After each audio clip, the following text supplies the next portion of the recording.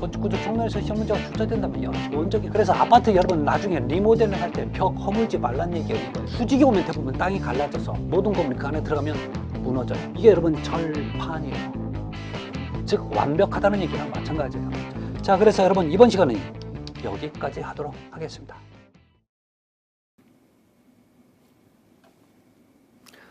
안녕하십니까. 자, 이번 시간 우리 교재 페이지 426페이지 문제 2절 냉동 설비입니다.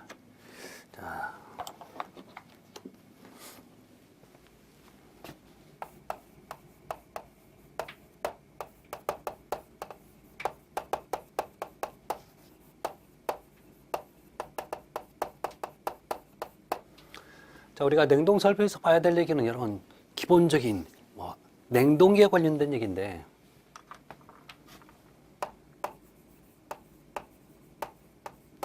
냉동은 크게 압축식 냉동기와 흡수식 냉동기에 관련된 얘기를 주로 시험 문제 많이 나오죠. 그래서 먼저 압축식 냉동기는 어떤 개념을 가지고 있고 흡수식 냉동기는 어떤 개념을 갖고 있는지 그 얘기를 하도록 하겠습니다. 그래서 우리 교재 426페이지 보면 처음에 압축식 냉동기가 나오고 있어요. 먼저 압축식 냉동기예요.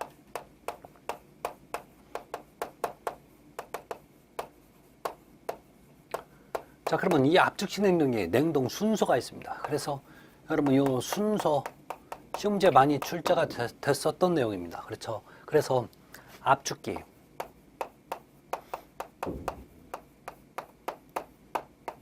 응축기,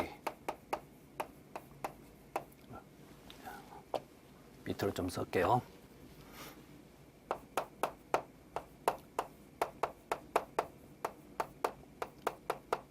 팽창 밸브,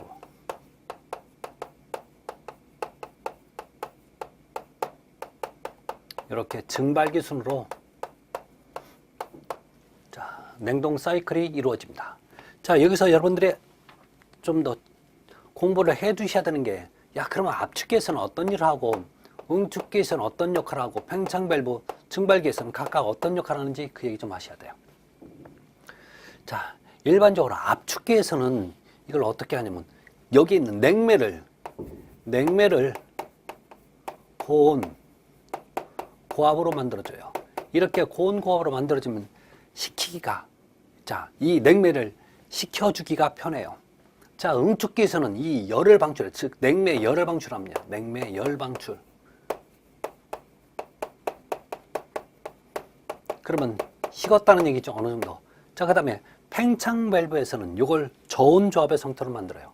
그래서 냉매를 저온 조합의 상태로 만듭니다. 그래서 증발기에서 이게 냉각 상태를 유지하는 거죠. 그래서 결론적으로 시원하게 어떤 실을 냉각을 만들어주는 어디에서 하냐라고 물으면 여러분 증발기에서 해줘야 돼요. 아셨죠? 그럼 이 과정을 제가 잠깐 좀 설명 좀 드릴게요. 여러분 이 압축식 냉동기는 기준이 어떤 기준을 보시면 되냐면, 여러분 우리 집에 있는, 여러분 댁에 있는 에어컨 보시면 돼요. 이 에어컨이 여러분 지금 압축식 냉동기하고 똑같아요. 그러면 여기가 실내기가 있어. 실내기. 이 실내기가 뭐가 되냐면 여러분 증발기 개념으로 보셔야 돼요. 이게 바로 증발기예요. 그래서 이렇게 가. 그래서 여기가 뭐가 있냐면 여러분 압축기가 있어요. 압축기에서 이렇게 있는데, 이게 여러분 우리 실외기라고 보시면 돼요. 이게 실외기. 이 실외기가 응축기라고 생각하시면 돼요. 응축기입니다.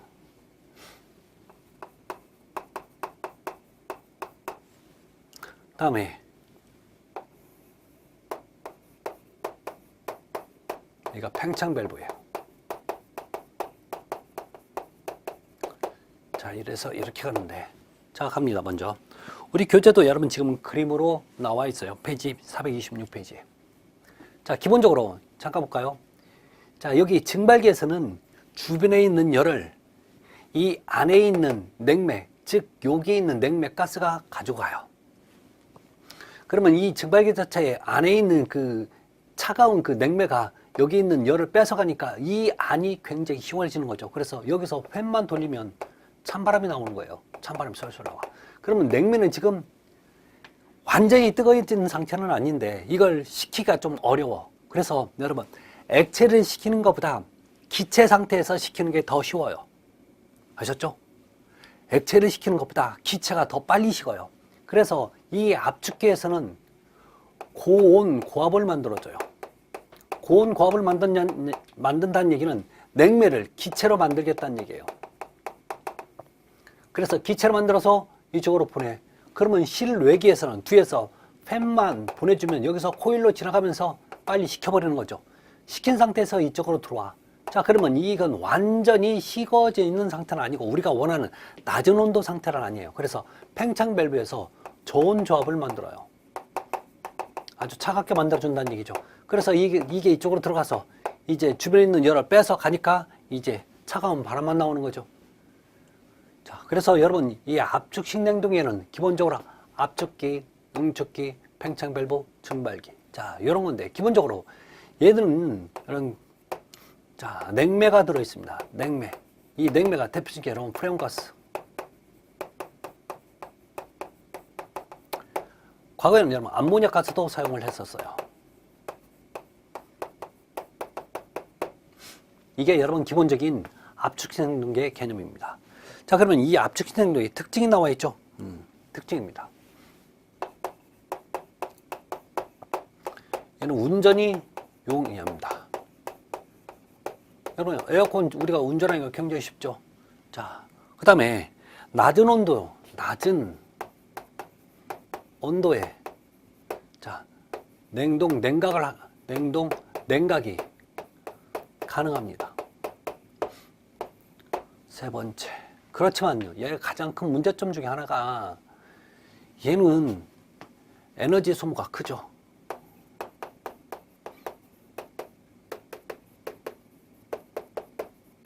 더군다나 환경 오염도 클 수밖에 없어요. 환경 오염이 큽니다. 자, 이런 개념을 가지고 있는 게 지금 압축식 냉동기입니다. 자, 지금 그래서 이 압축식 냉동기를 보시고, 자, 두 번째 흡수식 냉동기 좀 보도록 할게요.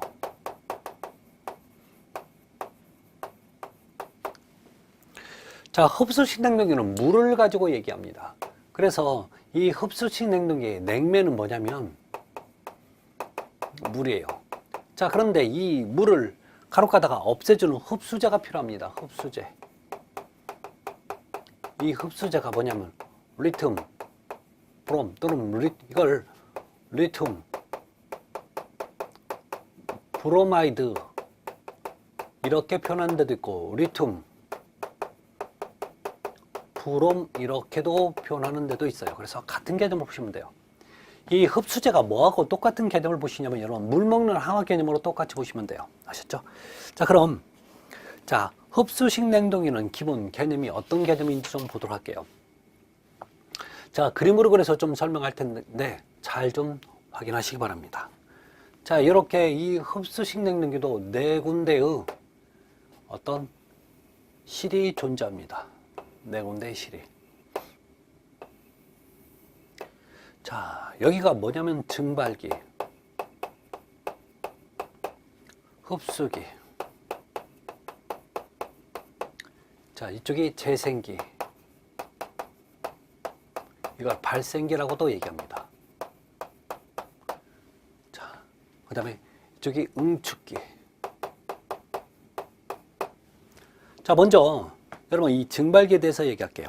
이 증발기 안에는 뭐가 있냐면 물이 있어요. 근데 이 증발기 안에는 어떤 상태냐면 저온 조합의 상태를 유지합니다.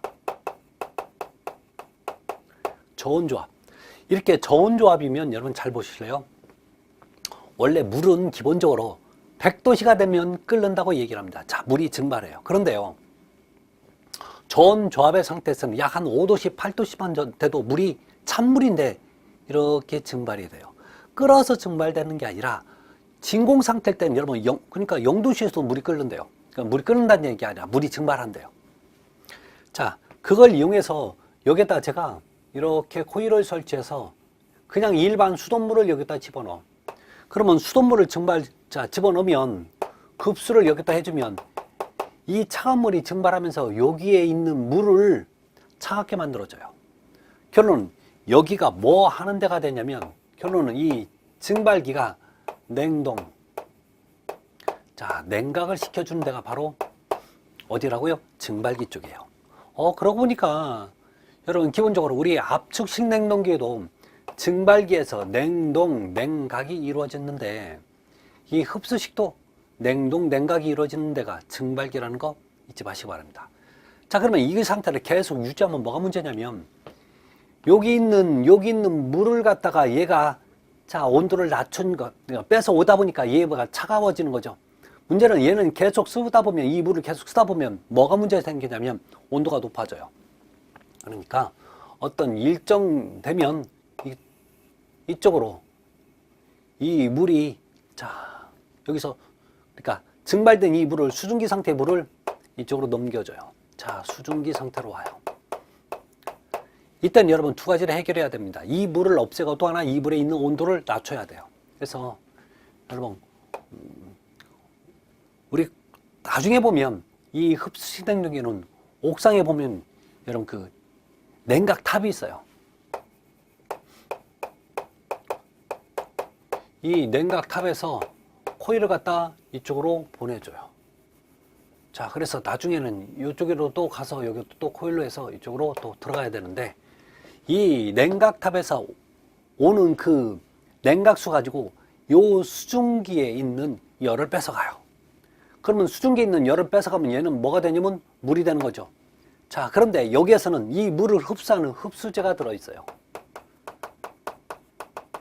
이게 바로 여러분 리튬 브로마이드가 되는 거죠. 자, 이 상태에서 얘가 물을 흡수를 해갑니다. 문제는 뭐냐면 계속 쓰면 여러분 물 먹는 화부터 계속 쓰면 어때요? 일정 시간 되면 교체를 해줘야 되는 거죠. 마찬가지예요. 얘도 이 물을 갖다가 제거를 해야 돼. 그래서 이 흡수제에 있는 물과 흡수제와 물을 분리시키기 위해서 어디로 보냐면 펌프로 해서 이쪽으로 넘겨줘. 자, 그러면 여기는 이 흡수제가 이쪽으로 넘어가 있어요. 자, 여기서 하는 역할은 뭐냐면 즉 재생기에서 하는 역할이 뭐냐면 흡수제에 있는 물과 흡수제를 분리를 시켜줘야 돼요. 아셨죠? 자, 그러기 위해서 쓰는 게 뭐이냐면 밑에다 여러분 가열을 해요. 그래서 여러분 뭐가 필요해요? 가열을 하려면 보일러가 필요한 거죠. 그래서 이 보일러를 계속 365일 가동을 할 수밖에 없어요. 결론적으로 뭐 때문에? 이 리튬 브로마이드와 물을 분리하기 위해서. 그래서 여러분 이걸 끓여요.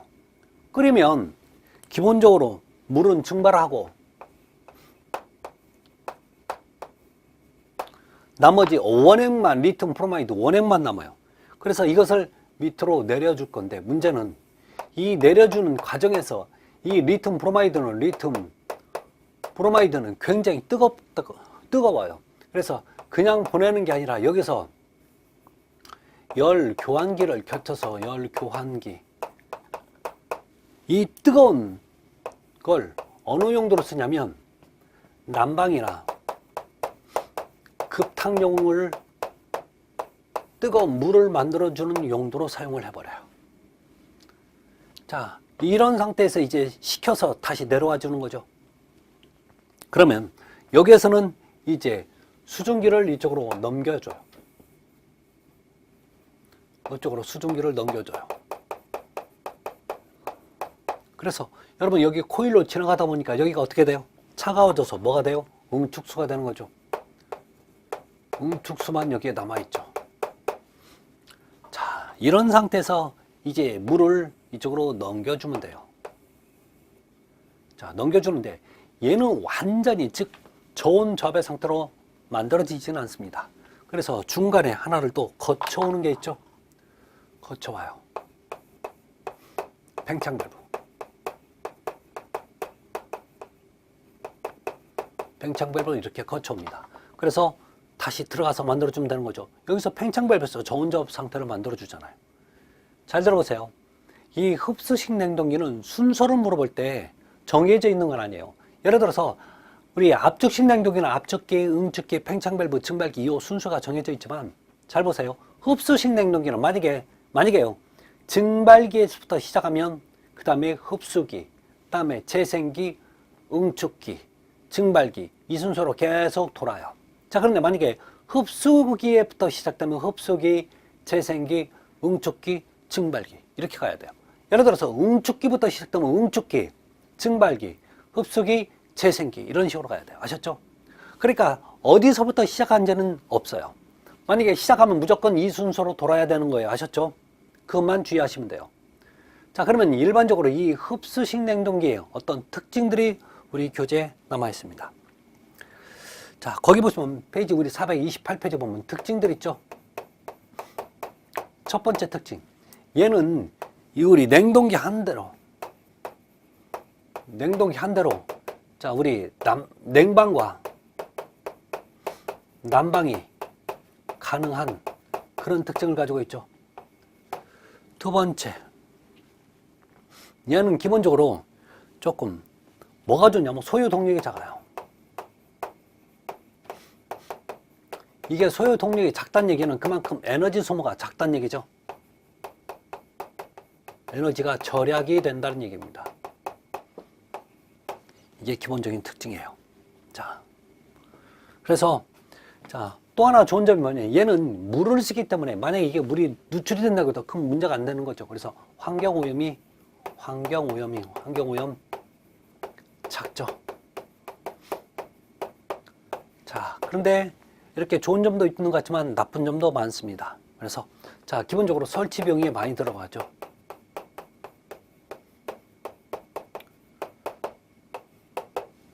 다섯 번째, 자, 또 하나는 어떤 그 냉각 능력이 좀 작아요.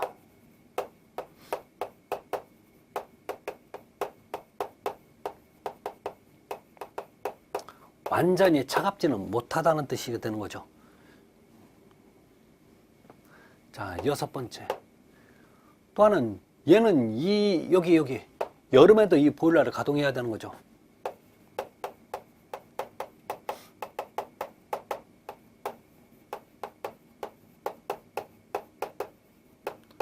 자, 그래서 이건 아무나 할 수 있는 게 아니에요. 그래서 얘는 운전이 어렵다라는 뜻을 가지고 있어요. 자, 이런 기본 개념을 좀 정리 좀 부탁 좀 드릴게요.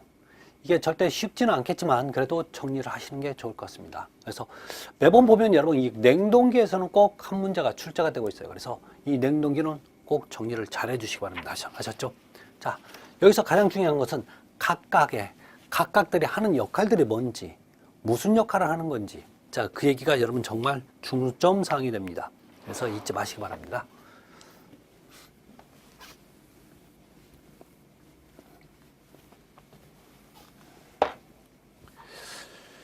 자, 그럼 우리 교재 보시면 이제 429페이지 보면 냉동 능력이 나와요.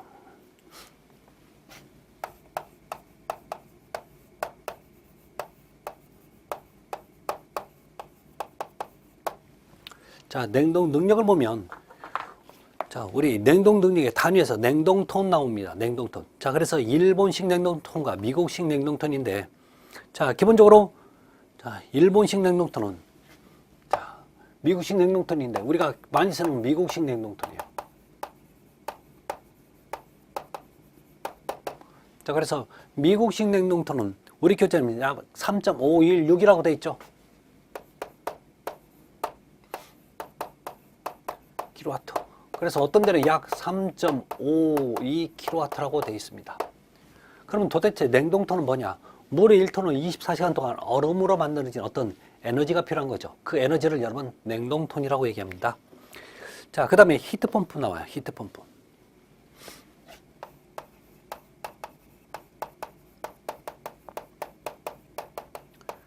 자, 이 히트펌프는 뭐냐면 여러분 요즘 어떤 에어컨 하나 어떤 시스템 에어컨이라고 그래서 여름에는 이걸 어떤 용도로 쓰면 에어컨을 쓰고 겨울에는 이걸 난방용으로 쓰죠.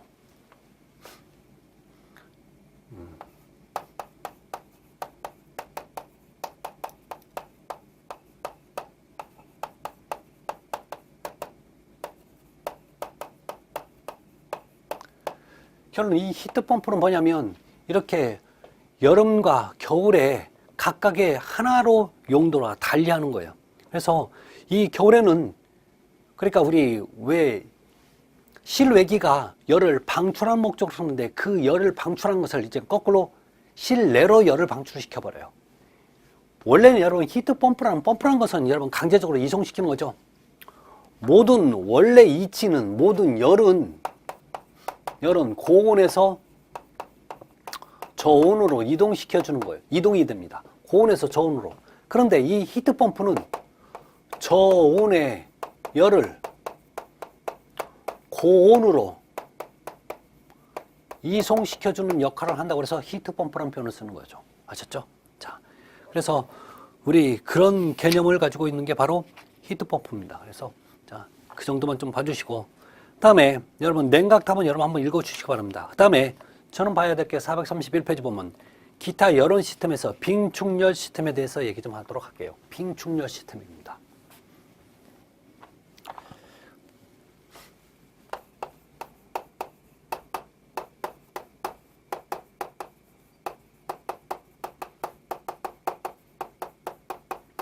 자, 여기서 빙충열이라고 하는 것은 사실 열은 아니에요. 이걸 에너지로 해석해야 돼요. 이런 개념이죠.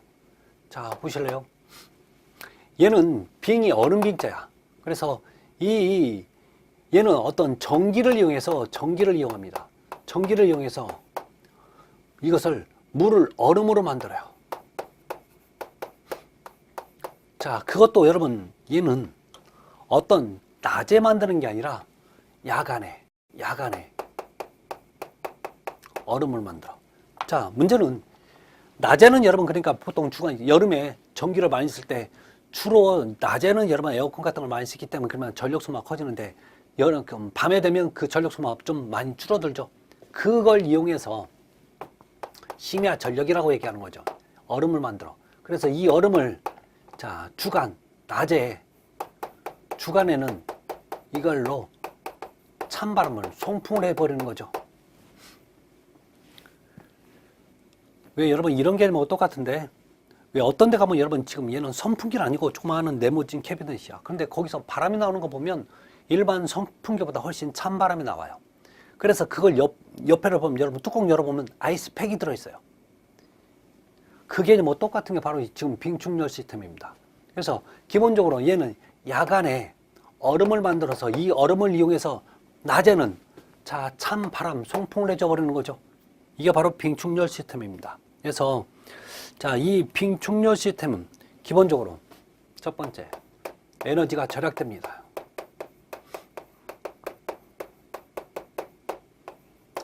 두 번째, 자, 다음에 전체적으로 냉동기 용량이 작아지는 거죠. 얘는 자체적으로 이걸 이용하니까 자, 전반적으로 다른 냉동기 용량이 작아집니다. 여기 용량이 작아진다는 얘기 아니에요. 아셨죠? 그다음에 자, 어떤 설비비는 기본적으로 또 별도로 만들어야 되니까 설비비가 증가를 하는 그런 단점도 있습니다. 자, 다음에 이 얼음을 저장해야 돼서 장소가 자, 커지는 그런 단점도 가지고 있는 게 이 빙충렬 시스템입니다. 자, 그렇게 보시면 되고요. 열 병합 발전 시스템에 대해서는 잠깐만 좀 설명 좀 드릴게요. 여러분 각 지역마다 요즘은 지역 난방을 좀 많이 하는 편이죠. 자, 먼저 열 병합 발전 시스템에서 갑니다.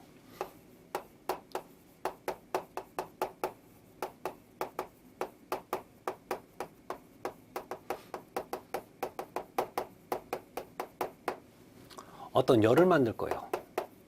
자, 근데 이 열을 만드는 원료는 여러 가지가 있어요. 자, 기본적으로 왜 우리 재활용하는 우리나라는 여러분 재활용 많이 하죠. 재활용을 해서 여러분 이게 태워서 없애는 쓰레기가 있고 이거 다시 재생해서 쓰는 어떤 재활용 쓰레기가 분명히 존재합니다.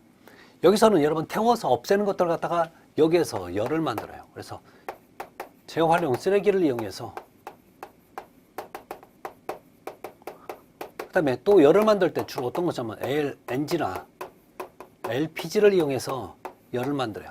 자, 그래서 열이 혹시 100%가 만들어지면 보통 70에서 80% 정도는 무슨 용도로 쓰냐면 이걸 전기 생산하는데 전기용으로 많이 써요. 그래서 이것을 한전에 다시 팔아버리는 거죠. 그 다음에 나머지 20에서 30% 정도는 이거 어떤 용도로 쓰냐면 지역 난방용으로 써요.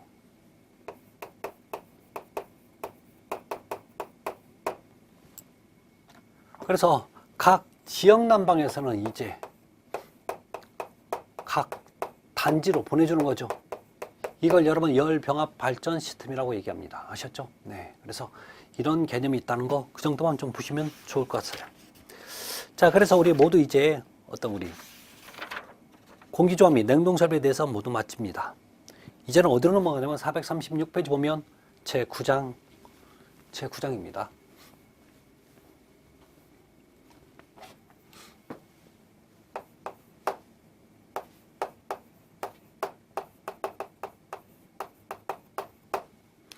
전기 운송 및 기타 설비.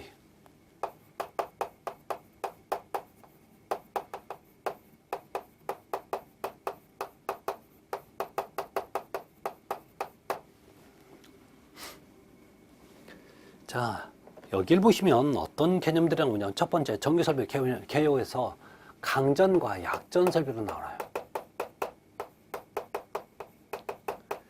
자, 이것을 나누는 가장 큰 조건은요. 자, 전압입니다. 그래서 전압이 60V가 기준이 되는 거죠. 그래서 60V 이상이 되면 강전, 미만이면 약전이라고 보는 거죠. 그럼 여러분 전등이라든지 콘센트, 그러면 콘센트 이렇게 쓰는 것들은 전부 다 여러분 뭐예요? 강전이죠. 약전은 60V 미만을 얘기하는 거예요. 그래서 비상 방송 설비, 그다음에 안테나, 자, 그다음에 뭐 전화 이런 게 전부 다 약전 설비가 됩니다. 그래서 그 정도만 좀 보시면 좋겠습니다. 그 다음에 나오는 얘기가 여러분 대부분 보시면 남자분들 좀 상당히 어려워하는데 1번에 보면 여러분 전압과 두 번째, 세 번째 전류가 나와요.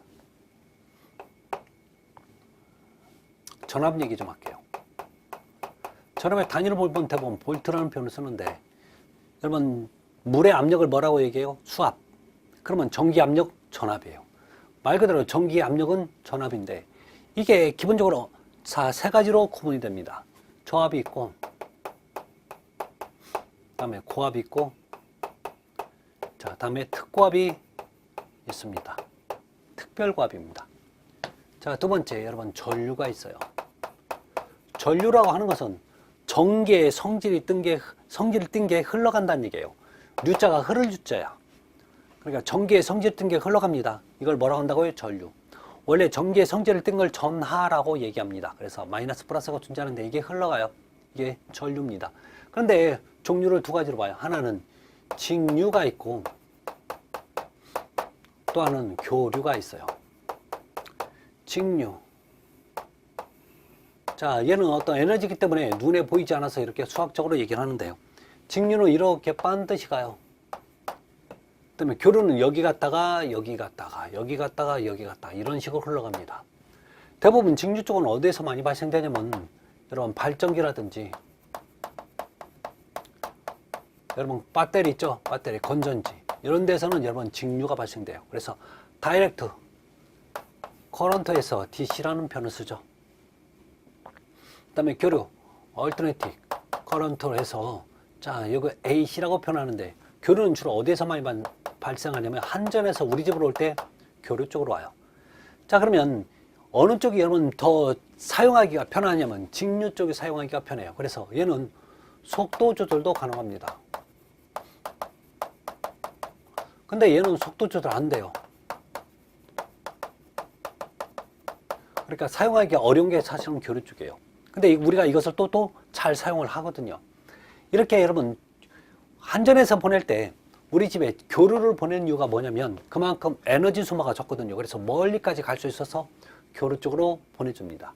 그래서 여러분 이제 원하는 거 뭐냐면 이 전압과 교류가 합쳐지는 거예요. 어떻게? 직류가 있고 교류가 있어요. 자, 여기에서 저압의 직류는 750V를 초과하고, 자, 교류는 600V를 초과합니다. 이게 가장 중요해요. 여기서부터 시작이 이루어져요. 그러면 고압은 어떻게 되냐? 750V. 자, 미안해요. 이하인데, 이하입니다. 이하. 초과하면 안 되는 건데요. 자, 그래서 750V를 여기가 초과하는 거예요.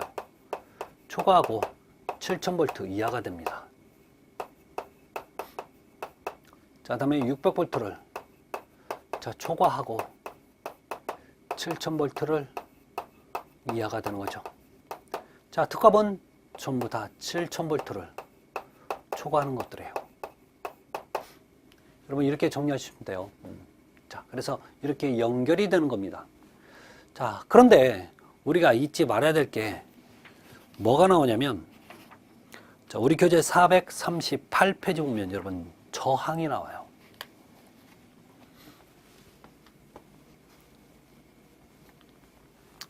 저항의 개념을 좀 알고 계셔야 되는데,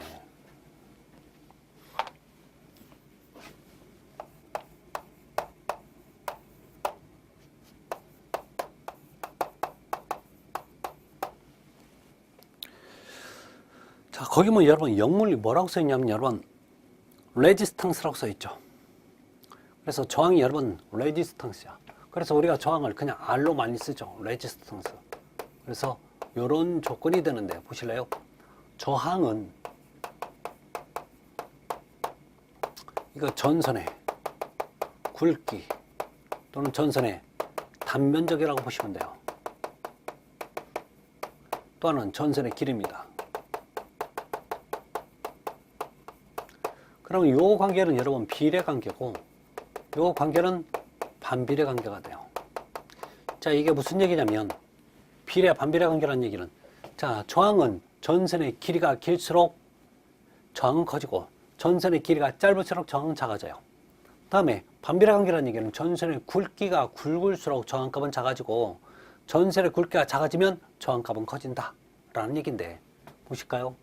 자, 요 얘기를 먼저 하도록 할게요. 즉 전선의 길이에 관련된 얘기, 비례 관계죠. 자, 그러면 전선이 길다, 전선이 짧다.